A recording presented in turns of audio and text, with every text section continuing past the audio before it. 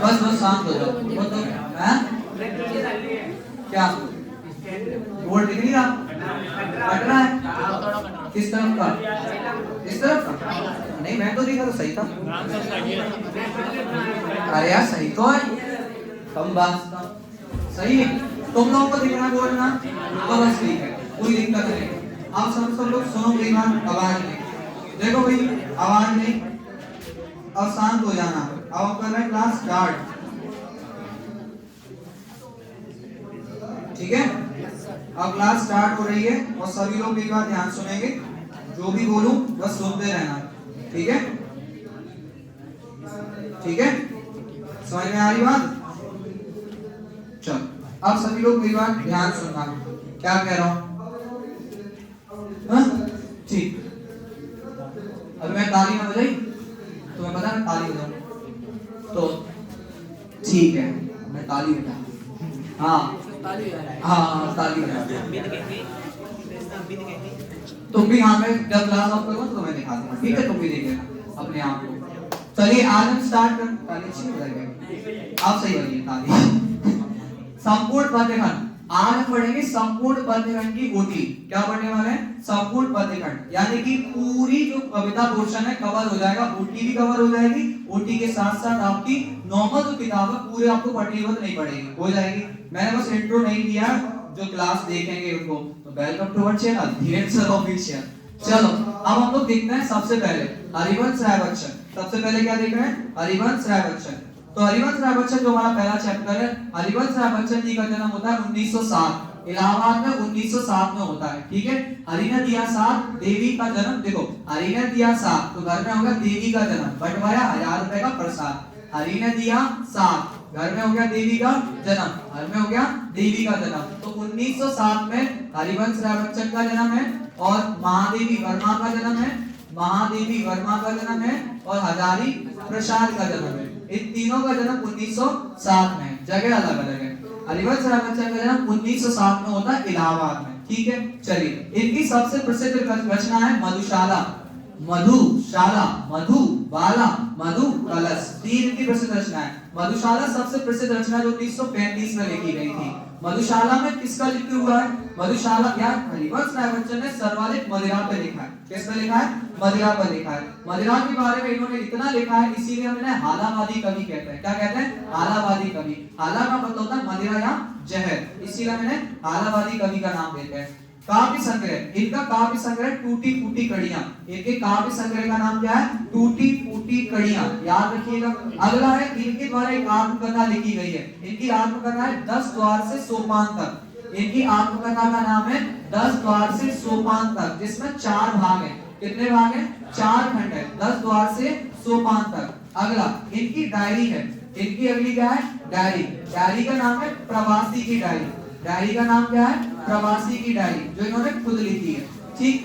आगे युग, कौन से युग के कवि हैं? उत्तर छायावादी युग। हरिवंश राय बच्चन उत्तर छायावादी युग के कवि हैं। किस युग के कवि हैं? उत्तर छायावादी। इनका दर्शन हालावाद के नाम से जाना जाता है। इनका दर्शन किस नाम से जाना जाता है? हालावाद के नाम से जाना जाता है। हालावादी कवि है। मदिरा पर बहुत लिखा है कि मंदिर मस्जिद बैर कराते मेल कराती है मधुशाला। कौन कहता है? हरिवंश राय बच्चन। इनके काव्य में एक ऐसा मस्ताना मन है, इनके काव्य एक ऐसी ऊर्जा, एक ऐसी उमंग है, जैसे एक मध्य युग के पारसी कवि हुआ करते थे उमर खैयाम। मध्य युग के पारसी कवि हुआ करते थे उमर खैयाम, उन्हीं की तरह के काव्य में क्या मिलता है? मस्तानापन देखने को मिलता है। आप ये पढ़िए, आपकी ओटी यहीं से बन जाएंगी, ठीक है? इसके बाद हम आगे बढ़ते हैं। आगे बढ़ते हैं, देखिएगा इन्होंने जितनी भी रचना लिखी है वो गे पद शैली में लिखी है। किसमें लिखी है बच्चों? गे पद शैली में। गे पद शैली का मतलब होता है जैसे गाया जाए कि मैं जब जीवन का भार लिए फिरता हूँ, फिर भी जीवन में प्यार लिए फिरता हूँ, कर दिया झंकृत किसी ने जिनको छूकर, मैं सांसों के 2 तार लिए फिरता हूँ। इसीलिए इनके काव्य में कौन सी शैली है? गे पद शैली है, ठीक है बच्चों? आत्म परिचय, अब इनकी जो रचना है हम पढ़ने वाले चैप्टर है जिसका नाम है आत्म परिचय, खुद का परिचय देते हैं। और ये बात सच है, खुद को जानना जीवन को जानने से कठिन है। इस दुनिया में खुद को जानना कठिन है जीवन से या दुनिया को जानने से। तो क्या लाइन है? खुद को जानना कठिन है दुनिया को जानने से। यही बात ही कहते हैं कि मैं अपने बारे में जानना बहुत मुश्किल हो जाता है।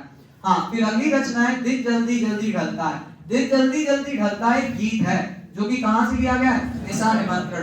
दिन जल्दी जल्दी ढलता कैसे आप करोगे? दिन निशा माने रात, दिन जल्दी जल्दी ढलता है कहां से लिया गया है? निशा निमंत्रण से। दिन जल्दी जल्दी ढलता है इसमें समय की गतिशीलता बताई गई है। दिन जल्दी जल्दी ढलता क्या कहता है? समय की गतिशीलता। देखो समय निकल रहा है, समय वापस नहीं आने वाला। पढ़ लेंगे आज तो चीजें सही है, वरना कल दिक्कत और होगी। ठीक है, आगे तो चलिए, कवि किसका भार लिए फिरता है? जगजीवन का। कि कवि जगजीवन का भार लिए फिरता है। और जगजीवन में अनुप्रास अलंकार है कि मैं जगजीवन का भार लिए फिरता हूँ, फिर भी जीवन में प्यार लिए फिरता हूँ। मेरे जीवन में अभी भी प्यार बचा हुआ है, और मेरे जीवन में कोई आया था, उसके आने से मेरा जीवन रोमांच हो गया था, आनंद में आ गया था। जैसे एक नायिका आई थी, जीवन में एकदम उमंग भर गई थी, एकदम उल्लास भर गया था उसके जाने से। अब मेरे जीवन में कुछ नहीं बचा। अब मेरे जीवन में से सांसों रूपी दो तार बचे हैं। सांसों रूपी दो तार किसके प्रतीक है? सुख और दुख के। सांसों रूपी दो तार किसके प्रतीक है? सुख और दुख के। फिर आगे कवि कहता है कि मैं इसने सुरा का पान किया करता हूँ, कभी ना धन का ध्यान किया करता हूँ। तो हमारा कवि कैसी मदिरा पीता है? प्रेम रूपी मदिरा। No no no no no dear, real मदिरा नहीं पीता। रियल मदिरा पी के तो मन मस्त हो जाता, कविता की लिख पाता।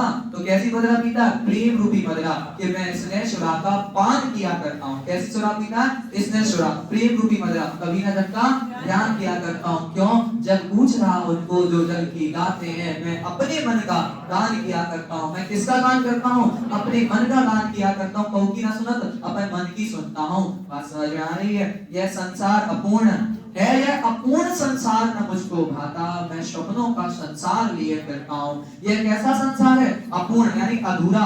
यह संसार कैसा है? अधूरा, जो मुझे पसंद नहीं आता, क्योंकि मैं स्वप्नों का संसार लिए फिरता हूँ। खुद स्वप्न रूपी संसार में क्या रहता है? मगन रहता है। कैसे मगन रहता है? स्वप्न रूपी संसार में क्या रहता है? मगन रहता है। ठीक है, चलो आगे बढ़ते हैं। ठीक, नेक्स्ट क्या कहते हैं? मैं यौवन का उन्माद लिए फिरता हूँ। तो हमारा कवि कहता है कि मेरे यौवन माने युवावस्था का मेरे अंदर जुनून बहुत है। तुम्हारे अंदर भी बहुत जुनून है युवावस्था का। सच में इस समय तो पहाड़ उठा लोगे, पर क्या करें, फिजिक्स केमिस्ट्री बायोलॉजी में इतना बोझ डाले हुए हैं कि उसके तले दब गए कि मैं यौवन का उन्माद लिए फिरता हूँ, पर उन्मादों में अवसाद लिए फिरता हूँ। क्या करूं?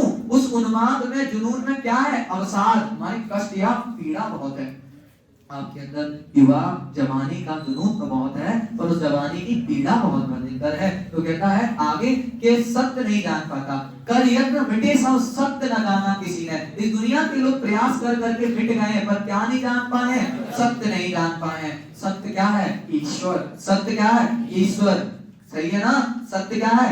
ईश्वर ही सत्य है ना? पर मैं क्या कह रहा हूँ? कर यत्न मिटे सब सत्य न जाना किसी ने। लोग प्रयास कर करके मिट गए, पर क्या नहीं जान पाए? सत्य नहीं जान पाए। फिर क्या है? फिर मूढ़ है क्या जो सीख रहा है इस पर भी? फिर मूर्ख के संसार वो सीखने में लगा हुआ है। क्यों? मैं सीख रहा हूँ, सीखा ज्ञान भुलाना। तो हमारा कवि क्या सीख रहा है? सीखा हुआ ज्ञान का भुला दूंगा, सब भुला दूंगा, बस एक भगवान के नाम में रख जाऊंगा, प्रेम में रख जाऊंगा, है ना? मेरा इस दुनिया से कोई नाता नहीं, मेरा इस दुनिया से कोई नाता नहीं। क्या इस कवि का दुनिया से कोई नाता है? नहीं। मैं और जग और कहां का नाता? मेरा इस दुनिया से और इस दुनिया के लोगों से कोई नाता नहीं। मैं बना बना कितने जग रोज मिटाता। बना बना में पुनरुक्ति प्रकार का अलंकार है, दो बार आ गया कि मैं बना बना कर कितने जग रोज बनाता हूँ और रोज मिटा देता हूँ, रोज मिटा देता हूँ। मेरा इस दुनिया से कोई नाता नहीं है। क्यों? जग जिस पृथ्वी पर जोड़ा करता वैभव। इस दुनिया में एक दूसरे को जोड़ने का काम कौन करता है? वैभव। इस दुनिया में एक दूसरे को जोड़ने का काम कौन करता है? संपत्ति। गला आज एक दूसरे से कोई लोग जुड़ रहा है तो जरूर उनका स्वार्थ होगा, पैसे की वजह से जुड़ रहे होंगे, वरना कोई किसी से नहीं जुड़ रहा। जग जिस पृथ्वी पर जोड़ा करता वैभव, मैं प्रतिपल उस पृथ्वी को ठुकराता हूँ। मैं ऐसी पृथ्वी को हर पल ठुकराता हूँ जिसमें लोग पैसे की वजह से एक दूसरे जुड़ते हैं। फिर कहता है मैं निज रोदन में राग लिए फिरता हूँ, शीतल वाणी में आग लिए फिरता हूँ। मेरे रोने में संगीत है। ये विरोधाभास है कि रोने में किसी संगीत नहीं होता, यहाँ विरोधाभास है। मेरे रोदन में संगीत है और मेरी शीतल वाणी में आग है, मतलब अंदर की पीड़ा कष्ट छिपा हुआ है जिसे लोग समझ नहीं पाते, है ना? बात समझ में आ रही? क्योंकि मेरे अंदर के भावों को कोई समझने का जतन भी नहीं कर रहा। तो रोदन में राग संगीत है, शीतल वाणी में आग छिपी हुई है। आगे क्या कहता है कि मैं इस दुनिया का एक दीवाना हूँ। सुनो मेरी बात ध्यान से, मैं इस दुनिया का एक क्या हूँ? दीवाना। मैं इस दुनिया में क्या हूँ? एक दीवाना। तो कवि को क्या कहलवाना पसंद है? दीवाना। क्या कहलवाना पसंद है? दीवाना कहलाना पसंद है। कि मैं रोया तुम समझे गाना, मैं फूट पड़ा तुम समझे छंद बनाना, क्यों ये संसार मुझे कवि कहकर अपनाए, मैं तो हूँ संसार का नया दीवाना। मैं संसार का नया क्या हूँ? दीवाना। समझिएगा आगे। नेक्स्ट, दीवानों का वेश लिए फिरता हूँ। कैसा वेश लिए फिरता हूँ? दीवानों का वेश लिए फिरता हूँ। दीवानों का कोई वेश नहीं होता, वो अपनी मस्ती में लगे जाते हैं। आज की तरह हेयर स्टाइल कॉम्पी वॉम्पी वाला कुछ सीन नहीं है। ध्यान रखिएगा, मैं दीवानों का वेश लिए फिरता हूँ, मादकता निशेष लिए फिरता हूँ। मादकता माने होता है नशा। मादकता माने क्या होता है? नशा। मेरे अंदर नशा है और ऐसा नशा सुना दूं तो जग झूम चुके लहराए, मैं मस्ती का संदेश लिए फिरता हूँ। तुम्हारा कवि क्या संदेश लिए फिरता है? मस्ती का संदेश लिए फिरता है। ठीक है, आगे।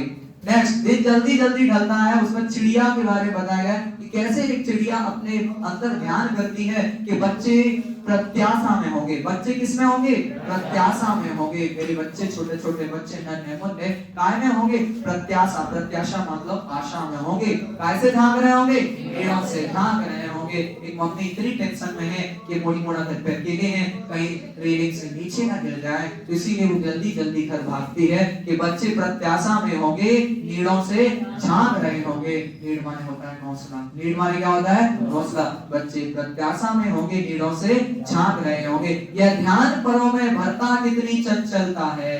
यह ध्यान परों में भरता कितनी चंचलता है, दिन जल्दी जल्दी ढलता है। दिन का पंथी किसे कहा गया है? सूर्य को। दिन का पंथी माने तो राहगीर। दिन का राहगीर किसे कहा गया है? सूर्य को कहा गया है। क्या बात, बच्चों का ध्यान चिड़िया के परों में क्या भर देता है? चंचलता भर देता है। क्या अंधेरा हो गया? लाइट चली गई। यहाँ अंधेरा तो नहीं है, चलो मैनेज कर लेंगे। ठीक है, याद रखो, मैं देखूं ना कोई चलेगा, मेरी आवाज सुनाई दे वो चलना चाहिए। ठीक है, मैं रहूं ना रहूं ये मुल्क रहना चाहिए। ठीक है, तो चलिए आगे। बच्चों का ध्यान चिड़िया के परों में क्या भर देता है? चंचलता भर देता है। क्या भर देता है? चंचलता। कवि को कौन सा प्रश्न व्याकुल करता है? कवि को कौन सा प्रश्न व्याकुल करता है कि भैया मुझसे मिलने कौन विकल, मैं हूं किसके हित चंचल। ये चिड़िया अंदर जाके बच्चा मिलने को व्याकुल है, ताकि चिड़िया जल्दी जल्दी घर जा रही है। मुझसे मिलने कौन विकल, मैं मुझसे मिलने कौन व्याकुल है? कोई तो नहीं है, तो भैया क्यों व्याकुल है? कि मुझसे मिलने वाला कोई नहीं है। मतलब पैरों में क्या आ जाती है? शिथिलता, कि मुझसे मिलने कौन विकल, मैं हूं किसके हित चंचल।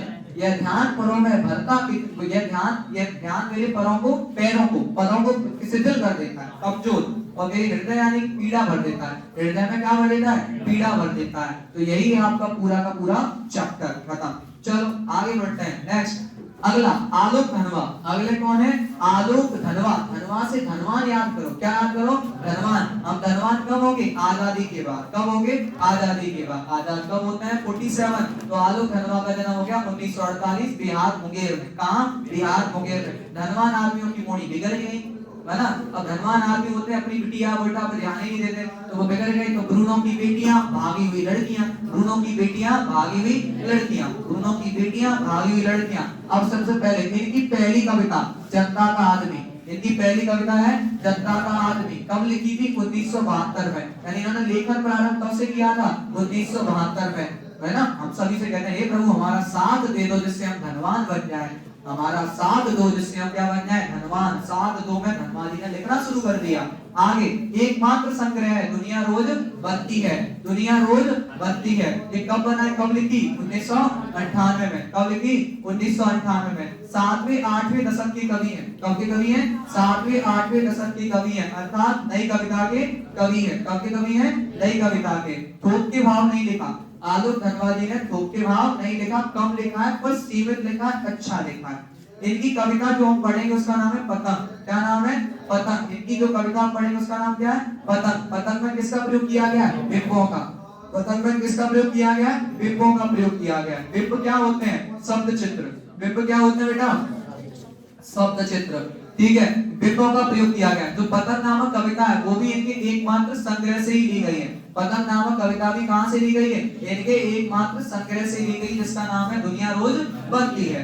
सबसे तेज बारिश गई, भादो गया, नया सवेरा होगा। सबसे तेज बारिश का महीना भादो, सबसे तेज बारिश का महीना भादो। पूछेगा सबसे तेज बारिश का महीना भादो, सबसे तेज बारिश गई, भादो गया, नया सवेरा हुआ, खरगोश की आंखों जैसा लाल सवेरा। इमेज बनेगी दिमाग में, कैसा सवेरा?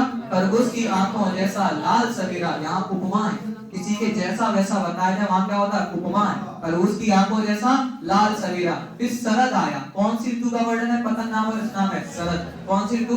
शरद। शरद आया, ये मानवीकरण है, क्योंकि शरद आया कोई व्यक्ति थोड़ी है, प्रकृति का मानवीकरण हो गया। शरद आया पुलों को पार करते हुए, क्या पार करके? पुलों को पार करते हुए। क्या चलाकर? साइकिल चलाकर। क्या चलाकर? क्या बजा रहा है? घंटी। क्या बजा रहा है? घंटी। किसे पार कर गया? पुल को। क्या चला गया? साइकिल। क्या बजा रहा है? घंटी। किन्हें बुला रहा है? पतंग उड़ाने वाले बच्चों के झुंड को। किन्हें बुला रहा है? पतंग उड़ाने वाले बच्चों को झुंड को। देखो शरद ऋतु का वर्णन है, पुलों को पार करके, साइकिल चला के, घंटी बजाकर और पतंग उड़ाने वाले बच्चों को। चमकीली साइकिल का मतलब है कि उस समय जो शरद ऋतु होती है तब धूप कैसी होती है? चमकीली होती है, तीखी नहीं होती, चमकीली धूप होती है। आगे फिर क्या कहता है? शरद आसमान को क्या बनाता है? पतला। शरद आसमान को क्या बनाता है? पतला बनाता है। क्यों? जिससे इस दुनिया की सबसे हल्की और रंगीन चीज उड़ सके। ये उड़ी आ चुकी है। दुनिया की सबसे हल्की और रंगीन चीज क्या है मेरे लाला? पतंग। दुनिया की सबसे हल्की और रंगीन चीज क्या है? पतंग। दुनिया की सबसे हल्की रंगीन चीज उड़ सके, दुनिया का सबसे पतला कागज उड़ सके, दुनिया की सबसे पतली कमानी उड़ सके और शुरू हो सके तितलियों और सीटियों और किलकारियों की नाजुक दुनिया, मतलब बच्चों का एक नया संसार शुरू हो सके। बच्चे बचपन से ही अपने साथ क्या लाते हैं? कपास। कपास का मतलब है कोमल शरीर। बच्चे बचपन से अपने साथ क्या लेकर आते हैं? कपास जैसा कोमल शरीर लेकर आते हैं। गिर जाए तो कोई दिक्कत नहीं है, चोट लग जाए रेडी, हमें दिख जाए तो प्रस्तर चढ़े। लेकिन बचपन में ऐसे ऐसी बात गिरी है कि भैया दिक्कत नहीं है, कि बचपन से हम लाते हैं कपास जैसा कोमल शरीर। रिसाओं को किसकी तरह बजाते हैं? मृदंग की तरह, ढोल की तरह। रिसाओं को किसकी तरह बजाते हैं? मृदंग की तरह। बेचैन पैरों के पास कौन घूमता हुआ आता है? पृथ्वी। बेचैन पैरों के पास कौन घूमता आता है? पृथ्वी। छतों को भी क्या बना देते हैं? नरम। छतों को भी क्या बना देते हैं? नरम। छतों, छत के खतरनाक किनारों तक पहुंच जाते हैं, मुड़गाई पर। कहां पहुंच जाते हैं? मुड़गाई पर। पतंग उड़ा रहे हैं, खड़े हैं, पतंग उड़ा रहे हैं। मानो इन्हें कौन थामे हुए? कौन? शरीर का रोमांच, पतंग की डोर। मतलब छतों के खतरनाक किनारे पे पहुंच जाते हैं और ऐसा लग रहा है मानो इन्हें कौन थामे हुए? शरीर का रोमांच, पतंग की डोर। शरीर का रोमांच, पतंग की डोर। पतंग के साथ साथ वे भी उड़ रहे हैं, पतंग के साथ साथ वे भी उड़ रहे हैं। कौन? बच्चे। पतंग के साथ साथ और कौन उड़ रहा है? बच्चे भी उड़ रहे हैं। पतंग के साथ साथ कौन उड़ रहे हैं? बच्चे भी उड़ रहे हैं। किसके सहारे? रंध्रों के सहारे। बच्चे किसके सहारे उड़ रहे हैं? रंध्र के सहारे। रंध्र होते हैं रोम, शरीर के रोमों को रंध्र कहते हैं। बच्चे किसके सहारे उड़ रहे हैं? रंध्रों के सहारे उड़ रहे हैं, अर्थात अपने रोम के सहारे उड़ रहे हैं। सुनहरे सूरज के सामने अगर गिरने से बच जाते हैं तो किसके सामने आते हैं? सुनहरे सूरज के सामने। अगर गिरने से बच जाते हैं तो किसके सामने आते हैं? सुनहरे सूरज के सामने आते हैं। अगले हैं कुंवर नारायण जी। अगले व्यक्ति कौन है? नेक्स्ट चैप्टर, कुंवर नारायण। नारायण से देवता कृष्ण याद करो। कृष्ण ने दो लोगों के बीच में युद्ध कराया। दो भैया साथ साथ लड़ रहे थे, कौरव और पांडव, दो साथ। 1927 चक्रव्यूह, नारायण जी चक्रव्यूह की रचना। चक्रव्यूह कब लिखी गई? 1956, 1956। चक्रव्यूह नामक रचना कब लिखी गई? 1956। पूछेगा चक्रव्यूह तो नारायण याद कर लेना। चक्रव्यूह नारायण, चक्रव्यूह नारायण। इन दिनों एक काव्य संग्रह, इन दिनों इनका क्या है? काव्य संग्रह। यही इंपॉर्टेंट फैक्ट है, ध्यान रखो। इन दिनों इनके द्वारा लिखा गया क्या है? काव्य संग्रह। आत्मजयी इनके द्वारा लिखा गया सबसे प्रसिद्ध क्या है? प्रबंध काव्य। कुंवर नारायण सबसे ज्यादा प्रसिद्ध किससे हुए? इसी आत्मजयी नामक प्रबंध काव्य से हुए। आकारों के आसपास, अगली रचना क्या है? आकारों के आसपास। ये की क्या है? कहानी संग्रह। ये का क्या है? कहानी संग्रह। आकारों के आसपास कहानी संग्रह। आज और आज से पहले, ये समीक्षा है। ये क्या है? समीक्षा है। इनके काव्य में अखबारी सतहीपन का अभाव है, मतलब इनके काव्य को ऐसा नहीं मिलता जैसे अखबार लिखा हो, बिल्कुल फैक्ट नहीं, गहराई है। इनके काव्य में अखबार जैसा सतहीपन देखने को नहीं मिलता। ठीक है, इनके काव्य में भाषा और विषय की क्या देखने को मिलती है? विविधता। इनके काव्य में भाषा और विषय की विविधता देखने को मिलती है। नागर संवेदना के कवि हैं कुंवर नारायण। कैसे कवि हैं? नागर संवेदना के। इनमें काव्य में नगरीय संवेदना देखने को मिलती है, नगर के भाव देखने को मिलते हैं। इनकी दो रचना हम जो पढ़ेंगे अंदर, वो कौन सी है? एक कविता के बहाने, एक बात सीधी थी पर। अंदर जो पढ़ेंगे वो पढ़ेंगे क्या? कविता के बहाने। कविता के बहाने रचना दी गई है। इन दिनों से कविता के बहाने इन दिनों हम बहाने खूब बनाते हैं, दिनों दिन बहाने बनाते रहते हैं, बहाने दिन प्रतिदिन बनाते हैं, रोज नए बहाने बनाते हैं। बात सीधी थी पर कोई दूसरा नहीं, बात सीधी थी पर कोई दूसरा नहीं, बात सीधी थी पर रचना कहां से ली गई है, कोई दूसरा नहीं से। कविता के बहाने में कविता की तुलना तीन चीजों से की गई है, कविता के बहाने में कविता की तुलना तीन चीजों से की गई है, चिड़िया से, फूल से, बच्चों से। कि कविता की तुलना तीन चीजों से, चिड़िया से, बच्चे से, फूल से। कि कविता चिड़िया की तरह है, चिड़िया की तरह उड़ती है, कविता चिड़िया की तरह उड़ती है, परंतु चिड़िया कविता की कंपैरिजन नहीं फॉलो कर सकती, क्योंकि चिड़िया की उड़ान सीमित है, एक फिक्स ऊंचाई पर उड़ पाती है, फिर उसके बाद नीचे आना पड़ेगा। लेकिन कविता की उड़ान असीमित है, तो चिड़िया कविता का फर्क जान पाई नहीं। कविता फूल की तरह खिलती है, कविता फूल की तरह खिलती है, लेकिन फूल एक निश्चित समय बाद मुरझा जाता है, लेकिन कविता निरंतर जीवन पर्यंत महकती रहती है। बात समझ रही? तो कविता की दो चीजों से कंपैरिजन तो फेल हो गया, चिड़िया से और फूल से। तीसरा कंपैरिजन होता है बच्चों से, कविता बच्चों की तरह। हाँ सर, जैसे बच्चों की दुनिया असंख्य होती है, कभी भी कहीं भी पहुंच जाते हैं अपने मानसिक दिमाग से, ऐसे ही चिड़िया को कविता भी कहीं भी पहुंच जाती है। जिस प्रकार से बच्चे सहज, पवित्र, कोमल होते हैं, किसी के साथ भेदभाव नहीं करते, ऐसी कविता भी पवित्र, सहज, कोमल होती है और किसी के साथ भेदभाव नहीं करती। बात समझ में आई? तो देखो शुरू करते हैं। सबसे पहले कविता एक उड़ान है, किसके बहाने? चिड़िया के बहाने।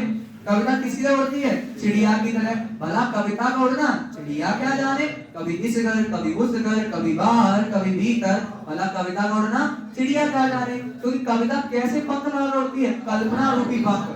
कविता कैसे पंख लगा उड़ती है? कल्पना रूपी पंख। कविता कल्पना रूपी पंख लगा उड़ती है, तो कल्पना तो कभी पहुंच सकती है। कविता की उड़ान चिड़िया समझ पाती है नहीं, क्योंकि चिड़िया की उड़ान कैसी है? सीमित है।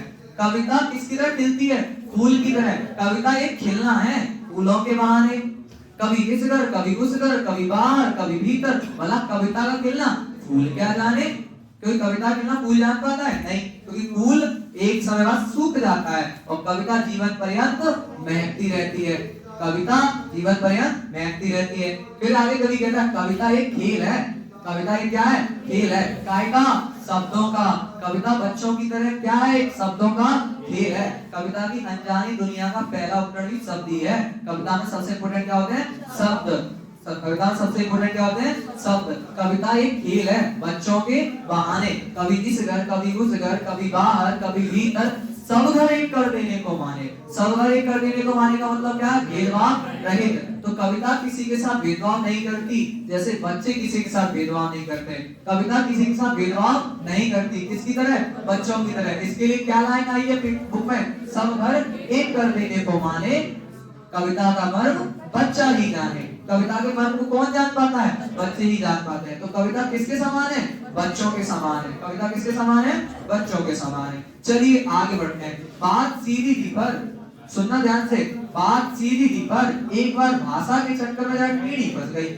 सुनो, हम तो सीधी सीधी बात कह रहे थे, आज हम आपको पढ़ा रहे हैं सीधी बात है, नॉर्मल देसी भाषा जैसी चले समझ में आए बोल दो। अब भाषा की हमने एकदम ऐसी बोली अंग्रेजी वगैरह कि भैया आप पर प्रभाव जमाने के लिए। सुनो, एक देर बाद हमारी भाषा टूटे, हमें समझ में नहीं हम क्या कह रहे हैं, तो फिर बाद में हमारी बेइज्जती होगी। तुम तो कहोगे वाह सर मां सब क्या बोल रहा है, नहीं बेइज्जती तो हमारी होगी। तो है बात सीधी थी पर भाषा के चक्कर में जरा टेढ़ी फंस गई। बात तो कैसी थी? सीधी थी, पर किसके चक्कर में पड़ गई? भाषा के चक्कर में जरा टेढ़ी फंस गई। ठीक है, बात तो कैसी थी? सीधी थी, पर किसके चक्कर में पड़ गई? भाषा के चक्कर में जरा टेढ़ी फंस गई। अब अपनी बात को पाने के लिए, अपनी बात को पाने के लिए भाषा को तोड़ा मरोड़ा घुमाया फिराया, या तो बात बन जाए या भाषा के चंगुल से बाहर आ जाए। मैंने अपनी भाषा को बहुत बार तोड़ा मरोड़ा घुमाया फिराया, मैंने वाक्यांश बोले, मुहावरे बोले, शब्दांश बोले कि या तो मेरी बात बन जाए या भाषा के चंगुल से बाहर आ जाए, लेकिन ऐसा हुआ नहीं, ऐसा हुआ नहीं। इससे मेरी बात और भी पेचीदा हो गई। बात और भी क्या हो गई? पेचीदा, मतलब मेरी बात और भी कठिन हो गई। क्यों? क्योंकि मैं पेज को खोलने की बजाय उल्टा कसता चला जा रहा था। इस जोर जबरदस्ती से बात की चूड़ी भर गई। बात की चूड़ी भर गई मतलब बात मेरी प्रभावहीन हो गई। क्यों? ये सब मैं कर क्यों रहा था? क्योंकि इस कर्तव्य पर मुझे साफ सुनाई दे रही थी तमाश वीरों की शाबाशी और वाहवाही। मैं जो कर रहा था इसको तमाशा देखने वाले वाह वाह कर रहे थे और मैं कठिन बोलता चला जा रहा था। बात समझ में आई है ना? अंततः फिर मैंने थक हार कर अपनी बात को किसी तरह ठोक दिया, कील की तरह। बात को किसकी तरह ठोक दिया? कील की तरह, जिसमें जो तो ऊपर से तो ठीक ठाक थी, पर अंदर से ना उसमें कोई कसावट थी ना मजबूती थी। मेरी बात में ऊपर से तो बढ़िया लग रही, पर अंदर से मेरी बात में कोई मतलब नहीं था, कोई सेंस नहीं था मेरी बात का। फिर बात जो मुझसे किसकी तरह खेल रही थी? शरारती बच्चे की तरह। बात जो मुझसे किस तरह खेल रही थी? शरारती बच्चे की तरह। उसने मुझे क्या पूछा? मुझे पसीना पहुंचते हुए क्या पूछा? क्या कभी तुमने भाषा को सहूलियत से बरतना नहीं सीखा? इतने बड़े हैं, सहूल नहीं आओ कि भाषा कैसे प्रयोग करी जाएगी, कभी बने बैठे हो। ठीक है, चलो आगे बढ़ते हैं। नेक्स्ट सुनो, अभी सुनना ध्यान से। चलो आगे क्या है? रघुवीर सहाय। सहाय से असहाय। असहायों की कोई मदद करता है? नो। आजकल कोई एक दूसरे की मदद करता है? नो। तो 1929 आजकल कोई एक दूसरे की मदद करता है? नो। एक नो लगा दो। 1929 रघुवीर सहाय। रघुवीर सहाय रचना का नाम कैमरे बंद अपनाइज। क्या नाम है? कैमरे में बंद अपनाइज। देखो रघुवीर सहाय का जन्म 1929। अब भैया जो सहाय असहाय है, बाकी कोई मदद करेगा तो भाई देख लेते हैं। खुद तो अपनी किताबों को संपादित कर नहीं पाएगा, खुद तो अपनी किताबों संपादित कर नहीं पाएगा, तो अज्ञे जी एक व्यक्ति थे, अज्ञे सच्चिदानंद हीरानंद वात्स्यायन अज्ञे, प्रयोगवाद के जनक। किसके जनक है? प्रयोगवाद के जनक। अज्ञे जी की पत्रिका संपादित होती थी जिसका नाम था तार सप्तक। क्या था? तार सप्तक। तो अज्ञे जी के सप्तक में प्रकाशित हुई। भाई ध्यान रखिएगा, हमारे रघुवीर सहाय जी की जो रचना है अज्ञे जी के दूसरे सप्तक में प्रकाशित हुई है। कौन से सप्तक में? दूसरे सप्तक में 1951 में। और सप्तक टोटल कितने प्रकाशित हुए हैं? 3 प्रकाशित हुए हैं। हाँ, नई कविता के कवि हैं रघुवीर सहाय। के कविता कवि हैं नई कविता के। रघुवीर सहाय जी पेशे से क्या है? पत्रकार है। क्या है? पत्रकार। कल्पना नामक पत्रिका जो कहां से निकलती थी? हैदराबाद से। कहां से निकलती थी? हैदराबाद से। इसका संपादन किया। एक दिनमान अखबार है, एक किसका? दिनमान अखबार है, उससे भी जुड़े हैं। इनकी सबसे प्रसिद्ध आधुनिक कविता है, नाम क्या है? रामदास। क्या नाम है? रामदास। सहाय को सब लोग बना लेते हैं दास, सहाय को सब लोग क्या बना लेते हैं? दास। रामदास इनकी क्या है? आधुनिक कविता है। इनकी जो कविता हम पढ़ रहे हैं उसका नाम है कैमरे में बंद अपाहिज। क्या नाम है? कैमरे में बंद अपाहिज। कहां से ली गई है? लोग भूल गए। कहां से? लोग भूल गए। इसमें क्या बताया गया? मीडिया का क्रूर चेहरा। मीडिया का क्रूर चेहरा। समझ में आया? समझ में आ रहा कि नहीं आ रहा? हाँ, वेरी गुड। अब सुनो, मीडिया पर व्यंग। क्या है? मीडिया पर व्यंग। यहाँ पर क्या किया गया है? मीडिया पर व्यंग किया गया है। हाँ, यहाँ पे एक शब्द है हम, कि हम समझ शक्तिशाली एक दुर्बल को लाएंगे। हम शब्द मीडिया के लिए या दूरदर्शन के लिए। किसके लिए? दूरदर्शन के लिए। या शक्तिशाली लोगों के लिए। किसके लिए? शक्तिशाली लोगों के लिए। मीडिया वाले लोग क्या करते हैं? एक कमजोर दुर्बल को ले आते हैं, अपाहिज को। किसको ले आते हैं? अपाहिज को लेकर आते हैं। किसको लेकर आते हैं? अपाहिज को। फिर उससे क्या करते हैं? प्रश्न। कैसे? बेतुके। क्या आप अपाहिज हैं? लिखना हो तो आप क्यों अपाहिज हैं? किस लिए अपाहिज हैं? अच्छा, मुझे पता होता मैं क्यों अपाहिज हूं, मेरी क्यों दिक्कत है, तो मैं खुद सॉल्व ना कर लेता, मैं परब्रह्मण बन जाता। तो आप क्यों अपाहिज हैं? किस लिए अपाहिज हैं? क्या आपका अपाहिजपन आपको पीड़ा देता है? नहीं नहीं, बड़ा खुश हूं मैं। क्यों? मेरा अपाहिजपन मुझे बड़ा सुख देता है।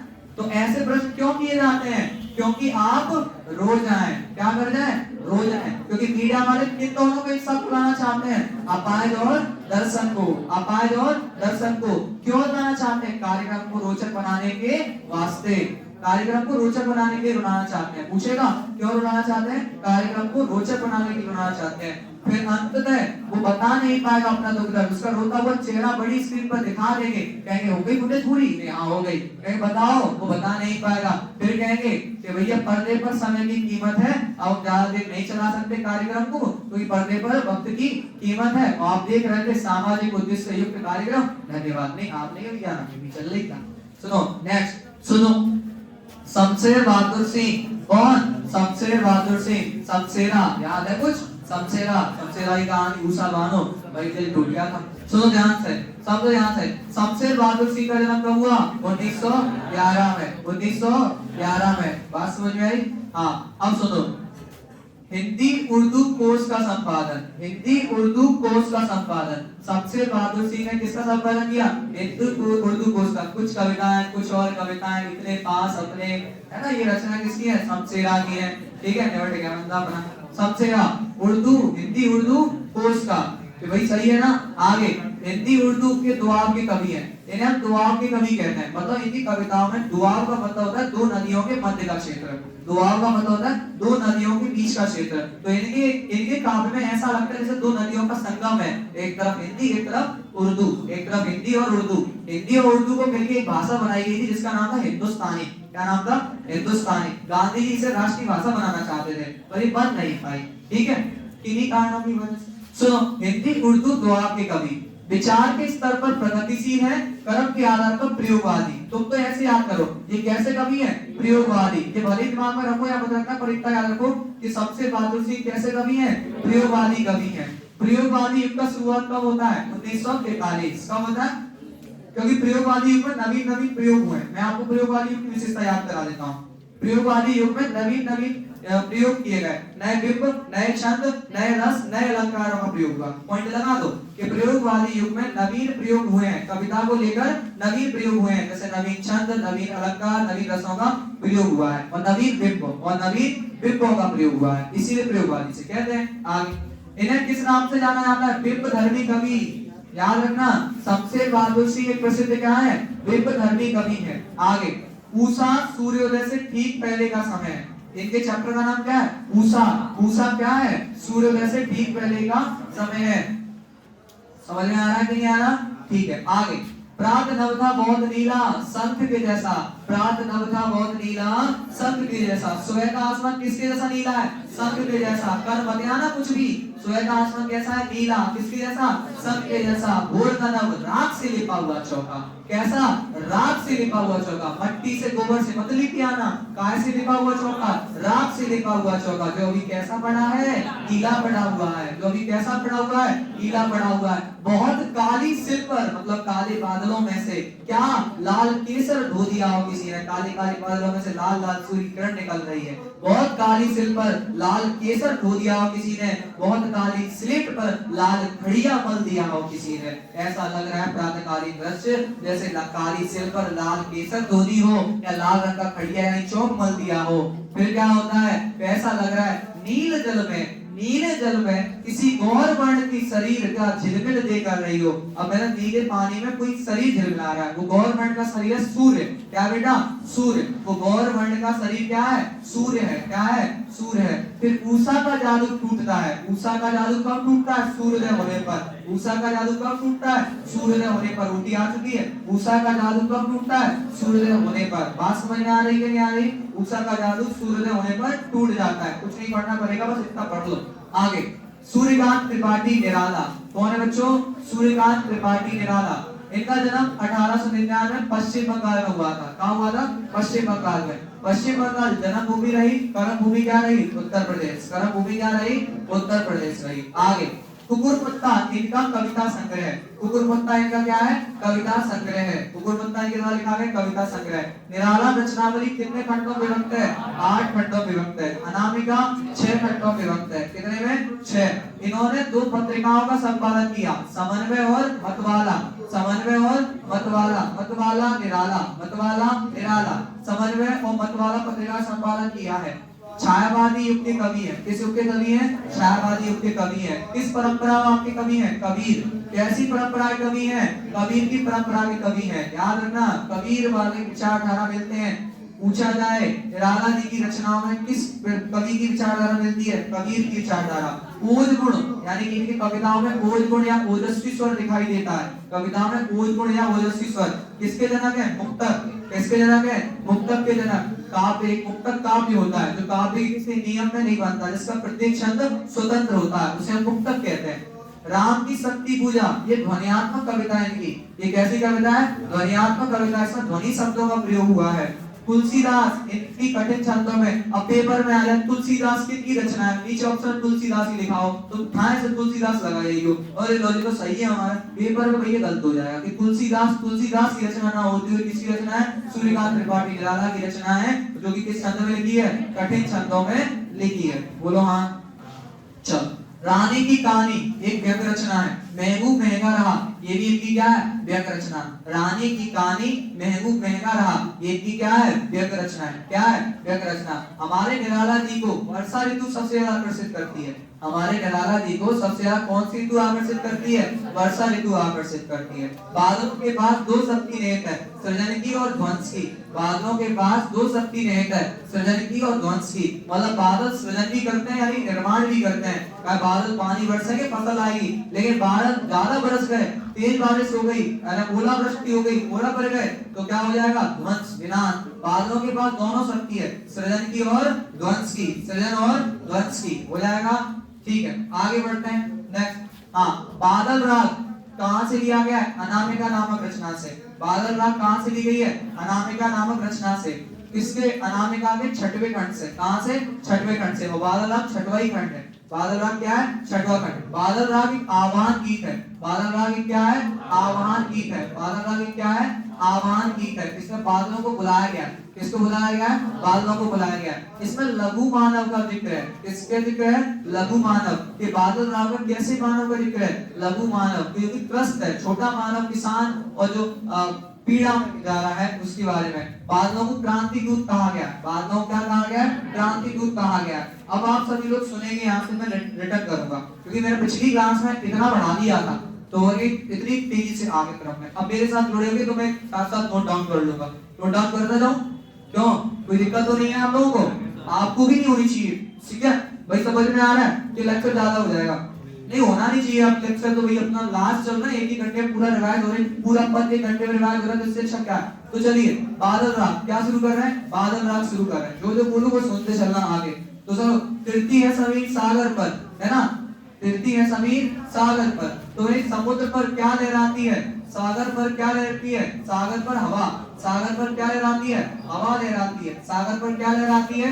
हवा लहराती है। हाँ, कवि का सुख कैसा है? अस्थिर। कवि का सुख कैसा है? कवि का सुख कैसा है?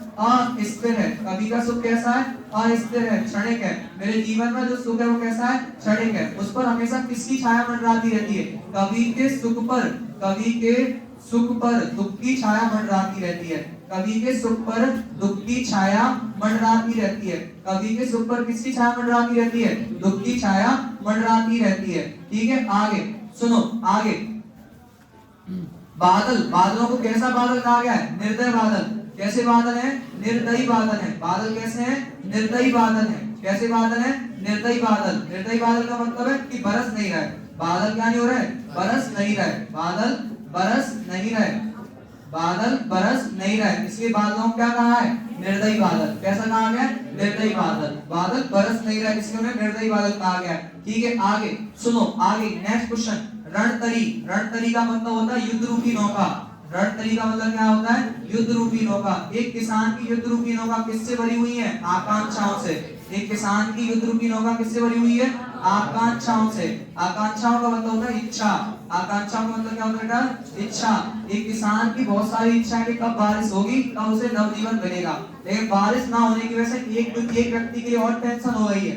बारिश के ना होने की वजह से एक व्यक्ति के लिए और टेंशन हो गई है। किसकी? एक छोटा सा बीज था, वो भी सूख के निमट गया। छोटा सा बीज था, सोच रहा था बढ़िया हैप्पी जीऊंगा, पर बारिश हुई नहीं तो वो तो सूख गया। तो सुनो, एक छोटा बीज, कौन सा छोटा बीज? जिसे सुप्तांकुर कहा गया। क्या कहा गया?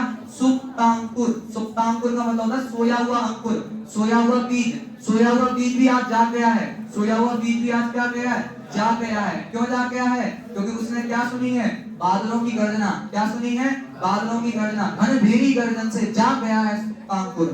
घनभेरी गर्जन मतलब बादलों की घनघोर गर्जना को सुनकर, बादलों की घनघोर गर्जना को सुनकर, बादलों की घनघोर गर्जना को सुनकर, घनघोर, बादलों की घनघोर गर्जना को सुनकर कौन जा गया है? सुनकर कौन जा गया है? कौन जा गया? सोया हुआ अंकुर। किस चीज की आशा में? नव जीवन की आशा में। किसकी आशा में? नव जीवन की आशा में जा गया है कि भैया अब तो बरस जाओगे, जैसे बादल गरजे, इसके अंदर मोटिवेशन आ गया कि चलो अब तो बरस जाएंगे, तो नव जीवन मिल जाएगा। क्या मिल जाएगा? नव जीवन मिल जाएगा। फिर आगे देखो, आगे सुनो। विप्लव रव से छोटे ही शोभा पाते। लाइन सुनिएगा। विप्लव रव से विप्लव रब से छोटे ही शोभा पाते। ये लाइन अच्छी है, विप्लव रब से छोटे ही शोभा पाते। यानी रुकिएगा, विप्लव रब माने होता है क्रांति रूपी बादल। विप्लव रब माने क्या होता है? क्रांति रूपी बादल। क्रांति रूपी बादलों से कौन आगे बढ़ेगा? छोटे लोग। विप्लव रब माने क्या होता है बेटा? क्रांति रूपी बादल। क्या होता है? क्रांति रूपी बादल। क्रांति रूपी बादलों से कौन शोभा पाता है? छोटे। क्रांति रूपी बादलों से कौन शोभा पाता है बेटा? बताओ जल्दी से। क्रांति रूपी बादलों से कौन शोभा पाता है? छोटे। छोटे माने छोटे छोटे पौधे। बेटा कोई नहीं जी पाते, बड़ा व्यक्ति तो अपना जीवन सर्वाइव कर ले जाएगा, छोटे छोटे पौधे ही सूख जाएंगे। बात समझ में आ रही कि नहीं आ रही? यहाँ तक किसी को दिक्कत? अगली लाइन है भैया, बहुत धांसू लाइन है, सुनना ध्यान से। अट्टालिका नहीं है रे आतंक भवन। अट्टालिका नहीं है रे आतंक भवन। अट्टालिका, अट्टालिका का मतलब होता है ऊंचे भवन। अट्टालिका मतलब क्या होता है? ऊंचे भवन। अट्टालिका किसमें तब्दील हो गए बेटा? आतंक भवन में। अट्टालिका किसमें तब्दील हो गए? आतंक भवन में। ये बड़े बड़े जो ऊंचे ऊंचे महल होते ना, आज उनमें क्या हो गया है? कोलाहल, शोर मच गया है। क्यों? क्योंकि बादलों की गर्जना को सुनकर ये भयभीत हो गए अमीर, क्योंकि इन अमीरों ने गरीबों का क्या किया है? शोषण। अपने यहाँ मजदूरी करवाई है फ्री में। अब ये गरीब बाहर घर छोड़ के जा रहा है। क्यों? क्योंकि बारिश हो रही है तो अपने यहाँ पे खेती करेगा, फसल करेगा। तो ये गरीब जो आएगा वो अपने खेतों में, तो अभी अमीर जो उस पर डिपेंड हो गया था वो मरेगा कि नहीं मरेगा? वो सूखेगा कि भैया मेरे को भी थोड़े में रोटी मिल रही थी, हमें मिलेगी, है? दिक्कत आएगी नहीं आएगी? तो वही सोचो। तो अट्टालिका नहीं है रे आतंक भवन, सदा पंख पर ही होता विप्लव फ्लावर। ठीक है, यानी हमेशा कीचड़ में ही कमल खिलता है। बुराई पर अच्छाई की जीत होती है। बुराई पर किसकी जीत होती है? अच्छाई की जीत होती है, याद रखना। अब सुनो ध्यान से। रोग शोक में भी हंसता है शैशव का सुकुमार शरीर। जो लाइन इंपोर्टेंट है वही बोलूंगा, सुनो। रोग शोक में भी हंसता है, रोग शोक में भी हंसता है, रोग शोक में भी हंसता है। कौन हंसता है? शैशव का सुकुमार शरीर, शैशव का सुकुमार शरीर, शैशव का सुकुमार शरीर। सुनो मेरे बच्चों, यानी कि आपने देखा है एक छोटा सा बच्चा, शैशव माने होता है छोटा, छोटा सा बच्चा, कोमल बच्चा, सुकुमार माने होता है कोमल। एक छोटा सा कोमल बच्चा भी चाहे कितनी पीड़ा हो उसमें भी हंसता है। छोटे छोटे बच्चे होते हैं ना, उनको कितनी पीड़ा होती है, बहुत बुखार होता है, उसमें भी वो हंसते हैं। ऐसे ही हमारा किसान कितनी भी पीड़ा हो, दुख दर्द हो, उसमें भी हंसता है। कितना नुकसान झेलता है फिर भी वो हार नहीं मानता। तो रोग शोक में कौन हंसता है? हमारा किसान। किसकी तरह? जैसे छोटे बच्चों का कोमल शरीर हंसता है, वैसे ही सुकुमार। प्रकृति का सुकुमार कवि किसे कहा गया है? सुमित्रा नंदन पंत को प्रकृति का सुकुमार कवि किसे कहा गया है? Very good. ठीक है, आगे नेक्स्ट। अब मेरी बात सुनिएगा, ध्यान से रुकिए। कौन अधीर होकर बादलों को बुलाता है? बादलों को अधीर होकर, धैर्य होकर कौन बुला रहा है? अधीर होकर कौन बुलाता है? अधीर होकर कौन बुला रहा है?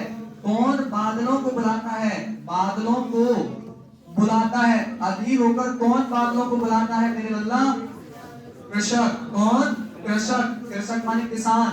किसान बादलों को अधीर होकर बुला रहा है कि प्रभु अब तो बरस जाओ, क्योंकि अब इन अमीरों ने मेरा सब कुछ सींच लिया है, सब कुछ सींच लिया है, कुछ नहीं बचा। हाड़ मात्र ही है आधार। क्या बचा आपके अंदर? हाड़। क्या बचे रह गए? हाड़ मात्र ही आधार। अब उसके शरीर में क्या बचे रह गए? आधार। क्या रह गया? हाड़। क्योंकि अमीरों ने सींच लिया है सारा सार। हाड़ मात्र ही आधार। ए जीवन के पारावार, ए मेरे जीवन रूपी समुद्र, अब मेरे जीवन में कुछ नहीं बचा।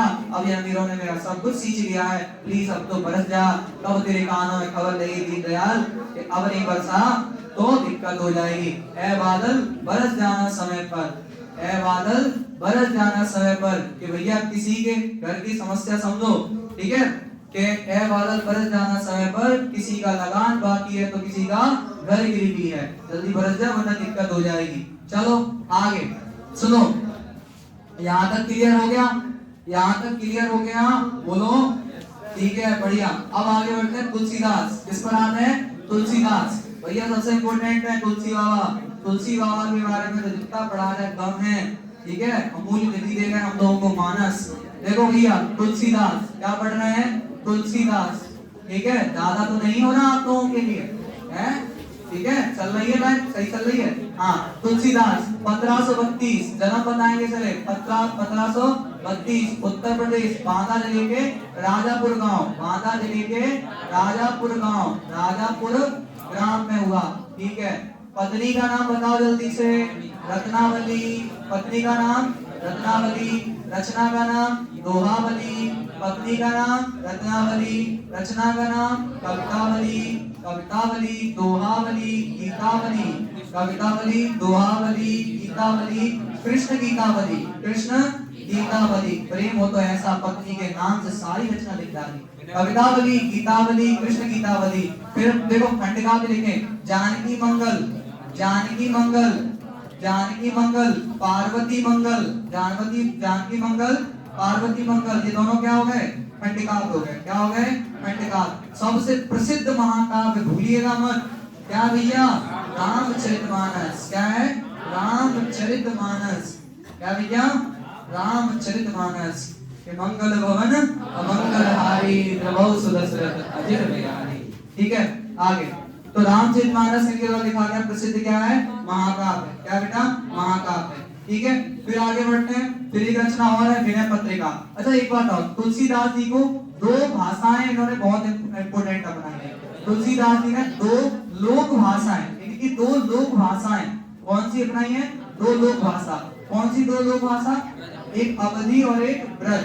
अवधी और ब्रज, इन्होंने दो लोक भाषाओं में बहुत लिखा है, अवधी और ब्रज। कहते हैं तुलसीदास जी का अवधी और ब्रज पर समान अधिकार है। और इन्होंने एक संस्कृत भाषा, कौन सी अगली भाषा? संस्कृत। ये लोक भाषा दो, और एक साहित्यिक भाषा कौन सी? संस्कृत। साहित्यिक भाषा कौन सी? संस्कृत को इन्होंने अपने काव्य का क्या माना है? आधार माना है। ठीक है, याद रखेंगे। ब्रज में इनकी दो रचनाएं मिलती हैं, जल्दी बताओ। ब्रज में इन्होंने कौन सी दो रचनाएं लिखी हैं? कवितावली और विनय पत्रिका। कवितावली और विनय पत्रिका। कवितावली और विनय पत्रिका इनकी किस भाषा में लिखी है? ब्रज में। किसमें लिखी है? ब्रज में लिखी है। बाकी अधिकांश किसमें लिखी है? अवधी में। किसमें लिखी है? अवधी में लिखी है। सभी लोग सुनिएगा ध्यान से। अब तुलसी बाबा का संबंध किस काल से है? भक्ति काल से। तुलसी बाबा का संबंध किस काल से? भक्ति काल से। धारा कौन सी? सगुण काव्य धारा। धारा कौन सी? सगुण काव्य धारा। शाखा कौन सी? राम भक्ति शाखा। कौन सी? राम भक्ति शाखा। देखो बेटा, राम भक्ति शाखा के हैं, सगुण काव्य धारा के हैं, और भक्ति काल के हैं। और भक्ति काल को हिंदी साहित्य का स्वर्ण काल कहते हैं। क्या कहते हैं बेटा?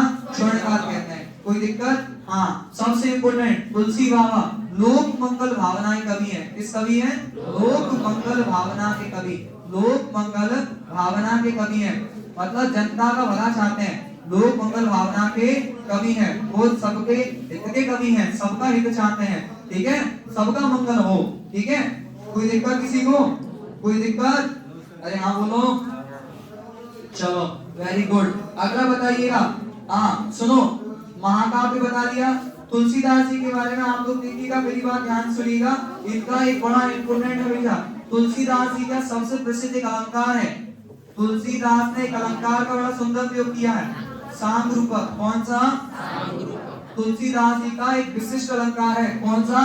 सांगरूपक। जिस प्रकार से कालिदास का उपमा का विशेष अधिकार है, जिस प्रकार से कालिदास का उपमा का विशेष अधिकार है, उसी प्रकार से तुलसीदास का सांगरूपक अलंकार पर विशेष अधिकार है। और हमारे जो चैप्टर है, हमारा जो चैप्टर इन्होंने जो पढ़ाया है उसके बारे में सुनिएगा। एक चैप्टर हमारा कवितावली। क्या बेटा? कवितावली। चैप्टर का नाम क्या है? कवितावली। कौन सा? कवितावली। और एक है लक्ष्मण मूर्छा। एक क्या है? लक्ष्मण मूर्छा। क्या है? लक्ष्मण मूर्छा। ठीक है, कवितावली में दो कवित्व हैं। कवितावली में कितने कवित्व हैं? दो कवित्व हैं। और एक क्या है? सवैया। एक क्या है? सवैया। कवित्व में कितने वर्ण होते हैं? 31। कवित्व एक छंद है, कितने वर्णों का? 31। और सवैया में कितने से कितने वर्ण होते हैं? 22 से 24 से 26 के 22 से 26 22 से 26 कितने वर्ण होते हैं? 22 से 26। सवैया कई प्रकार का होता है, यूरोपियन सवैया, मध्यगत सवैया। ठीक है, आगे तो सभी लोग बताइए यहाँ तक किसी को दिक्कत? आगे सुनिएगा। अब सुनो, इस दुनिया में सभी लोग किसके लिए मरते हैं? दुनिया में सभी लोग पेट के लिए मरते हैं। दुनिया में सभी लोग किसके लिए मरते हैं?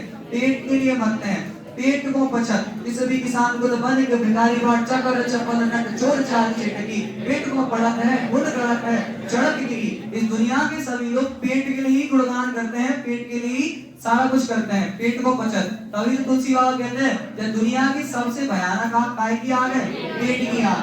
दुनिया की सबसे भयानक आग, दुनिया की सबसे भयानक आग, दुनिया की सबसे भयानक आग काय की आग है बेटा, पेट की आग। काय की है, पेट की, पेट की आग। पर इस दुनिया की सबसे भयानक आग पेट की है, कौन बुझा सकता है, कौन बुझा सकता है इस आग को? तो राम रूपी घनश्याम, राम रूपी घनश्याम। इस पेट की आग को कौन बुझा सकता है?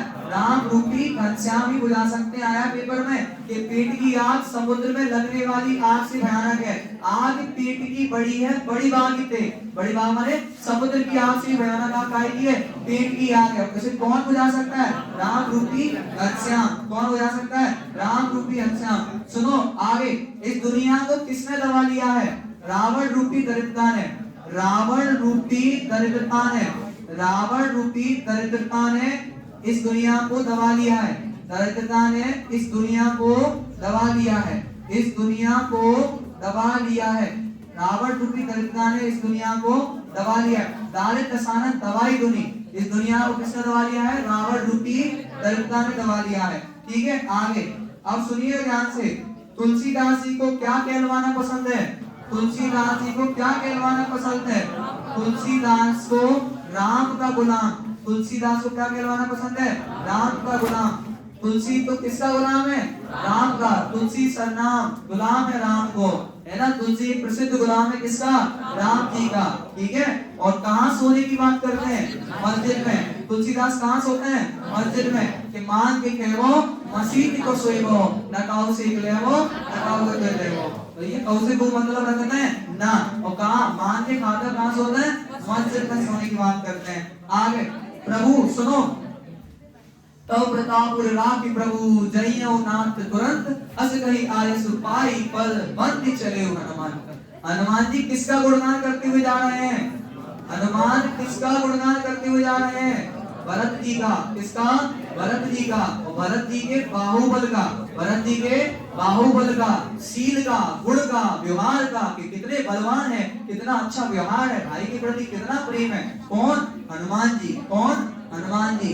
सुनो, वहाँ राम लक्ष्मण निहारी, बोले वचन मनुज अनुसारी। राम जी किसके अनुसार बोलते हैं?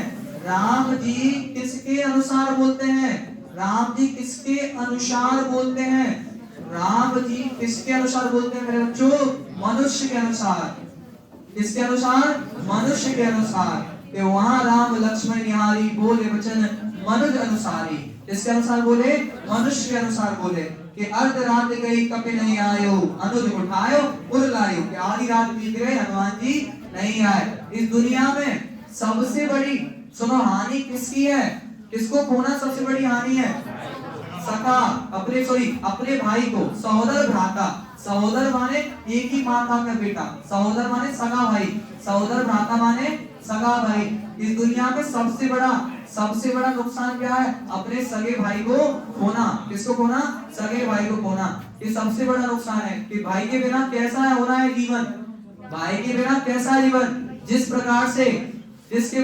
प्रकार से सूंड बिना हाथी, सूंड बिना हाथी, और मणि बिना जैसे नाग, मणि के बिना नाग, मणि के बिना नाग, और पंख के बिना पक्षी, पंख के बिना पक्षी जैसे दीन है, वैसे ही भाई के बिना भी मेरा जीवन क्या है? दरिद्र या दीन है, किसी मतलब का नहीं है, किसी मतलब का नहीं है। आगे सुनो, किसके आने से भैया जो करुण रस था वीर रस में बदल गया? हनुमान जी के आगमन से करुण रस वीर रस में बदल जाता है। बेटा बात नहीं, हनुमान जी के आगमन से करुण रस कैसे बदल जाता है? वीर रस में बदल जाता है। ठीक है, आगे सुनो, बताइए वैद्य को कौन लेकर आया था? हनुमान जी। वैद्य को कौन लेकर आया था? हनुमान जी लेकर आए थे। ठीक है, क्लियर हो गया। आगे सुनो, दशानन का मतलब कौन है? रावण। दशानन का मतलब कौन है? रावण। ठीक है, आगे तो रावण ने जब अपने भाई को जगाया कुंभकर्ण को, तो उसने कहा था कि जगदम्बा हरियाणी, साक्षात तुमने किसको हर के लेकर आए? जगदम्बा। किसको हर के लेकर आए? जगदम्बा को हर कर आते हैं। अब सट चाहत कल्याण, सट माने होता है मूर्ख, अब मूर्ख अपना कल्याण चाहते हो, साक्षात जगदम्बा को हरि आए, अब तुम अपना क्या चाहते हो? कल्याण चाहते हो। अब तुम्हारा कोई कल्याण नहीं हो सकता। अब बेटा तुम्हारा भी कल्याण मैं तुम्हें कर चुका हूँ, अब बस छोटी छोटी पंक्तियां हैं, बस थोड़ा सा भाव है, वो थोड़े से भाव को मैं अगले किसी सत्र में आपको जोड़ दूंगा, क्योंकि मुझे पता है आप लोग भी बड़े एकदम व्याकुल हो गए हैं। सुबह से आपकी पीठ की आग एकदम भयानक जल रही है, सुबह से आप पढ़ रहे हैं, तो आपकी पीठ के आग के साथ साथ मेरी पीठ की आग भी एकदम बढ़ रही है। ऊपर से हमारे क्लास के ऑनलाइन क्लास के स्टूडेंट ये भी कहेंगे कि आज बहुत हमें भी पीठ की आग बढ़ गई हमारी भी, है ना, तो लेंथी क्लास हो गई, तो मुझे लगता नहीं यार लेंथी क्लास कोई स्टूडेंट देखता है। अगर आप लोग इस क्लास को पूरा देखे हो तो प्लीज कमेंट में बताइए कि हाँ सर हमें पूरी क्लास देखी और कैसी लगी वो भी बता दीजिएगा, और बाकी का देख लेना, अच्छा लगे तो सब्सक्राइब वगैरह कर ही देना, ठीक है, और तो बाकी कैसा लगा बताइएगा, ठीक है। तो मिलते हैं फिर अगले सेशन, ठीक है। हाँ अरे हाँ ये अंधेरा हो गया, वरना मैं तुम सबको वही दिखाता कि कौन कौन क्लास में। चलो अगले सेशन में रूबरू होंगे, है ना, तो फिर मिलते हैं फिर अगली। रुको तुम कहीं मत जाओ, पहले मैं इन लोगों से कह देता हूँ अगली क्लास में मिलते हैं, तब तक के लिए राधे राधे, ठीक है।